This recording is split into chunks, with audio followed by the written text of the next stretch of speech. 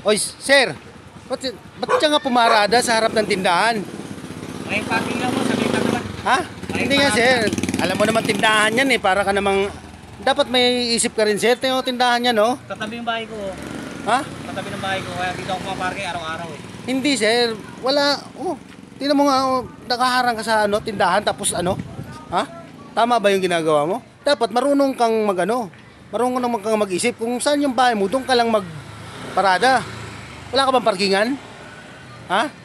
Dito lang sa kalsada, bakit? Ay, bumibili-bili ka ng sasakyan tapos wala kang parkingan? Ha?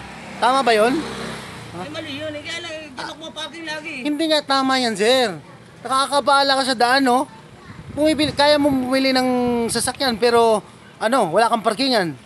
Kaya mo Datag-isip ka. Tanggalin mo yan dyan. Bro,